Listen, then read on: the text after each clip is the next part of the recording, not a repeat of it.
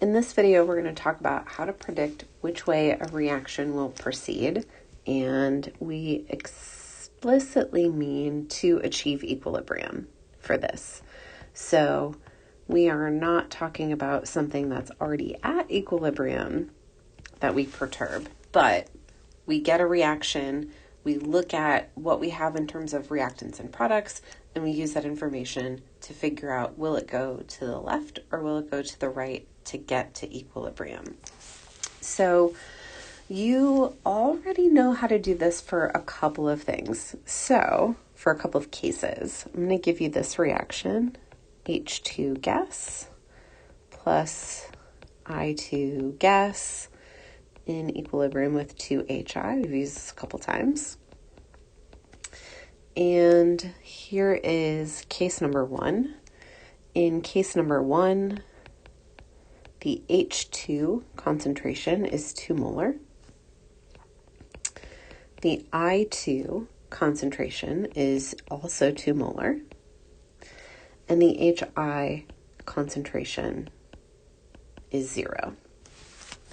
So if I asked you to predict which way this reaction would go to get to equilibrium, I hope that you would tell me that it would proceed to the right.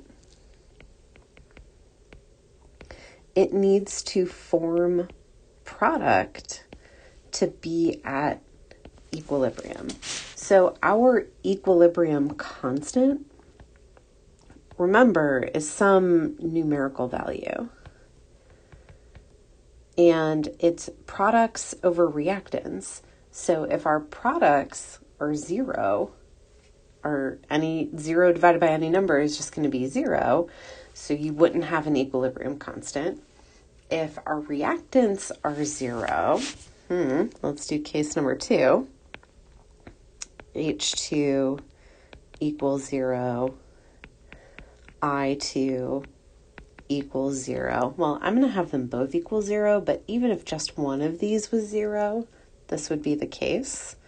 And HI equals 5 molar.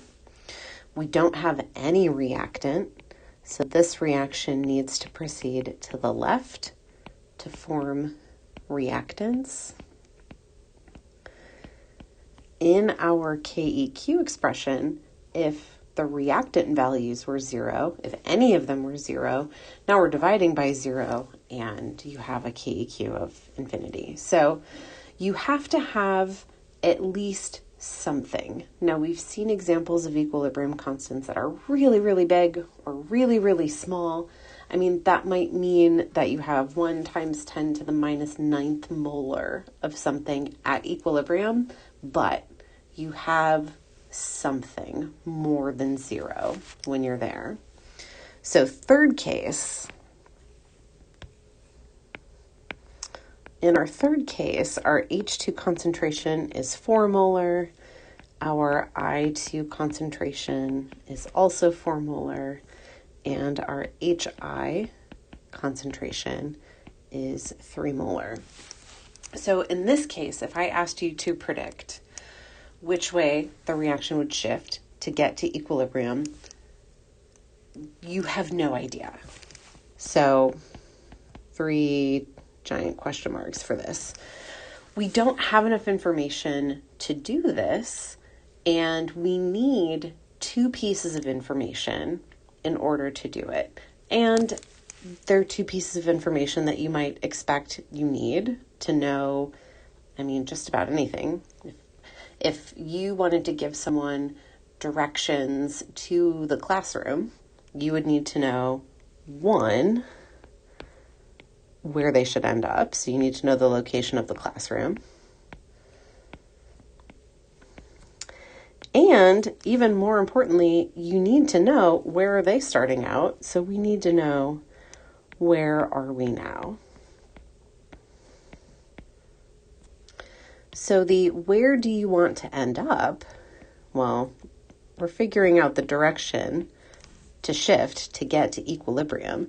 So we need to know the equilibrium constant. And the where are we now, this is a new piece. It is something called the reaction quotient. and we represent it with a capital Q. So if we know where we are now and where we want to end up, then we can very directly say which way this reaction needs to shift to get to equilibrium. So for a definition, the reaction quotient takes the exact same form as KEQ. So this is nice, right? Same form of KEQ, and we'll write this with a generic sample equation, but we're going to do products over reactants, except we don't have to be at equilibrium. So takes the form of KEQ, but the reaction does not have to be at equilibrium.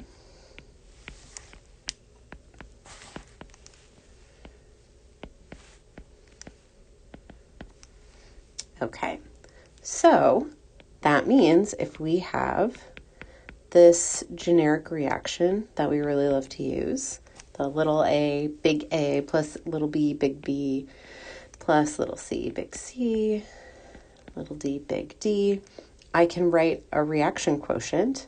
I can write a QC that has my products raised to the powers of their coefficients over the reactants raised to those powers.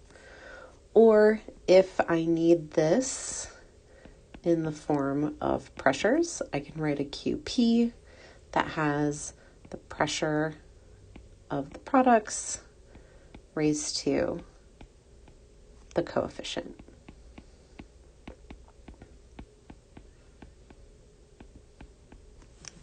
Okay, so for any set of conditions for a reaction, I can calculate the reaction quotient.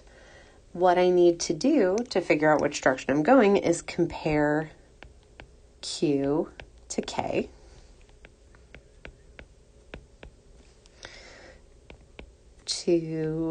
I have measure the progress of the reaction.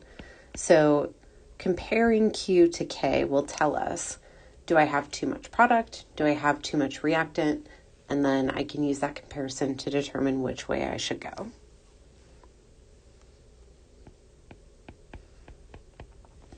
So first of all, we'll do the easiest one. If Q is equal to K, well, you're at equilibrium. You don't need to move in any direction. If the numerical value of Q is equal to the equilibrium constant, you are at equilibrium. For the other two, right, I have two options. So I have Q is less than K, and I have Q is greater than K. So you can think about this in a couple of ways. If Q is a smaller number than K, it means that you need the numerator of your expression to be bigger. So the reaction needs to move to the right or form more product in order for that numerical value to be bigger, because we're trying to get to the value of K to get to equilibrium.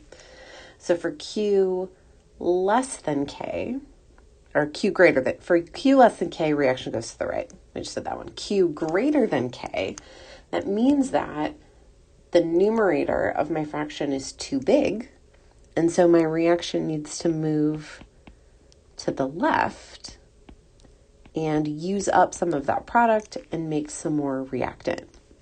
Now, there's a really silly way to remember this, and if this doesn't make sense, please ask me in class about it. So the greater than and less than signs, if you always put Q on the left and K on the right, you can imagine these greater than and less than signs as little chompy mouths. So I always go silly and draw some teeth in here. So my Q less than K this little mouth in the less than sign is chomping to the right, so my reaction moves to the right. Q greater than K, my little mouth, put some teeth in him, is chomping to the left, so Q greater than K, my reaction moves to the left. So we will use this in all of our other equilibrium problems where it's not completely obvious which direction the reaction will move based on the initial conditions.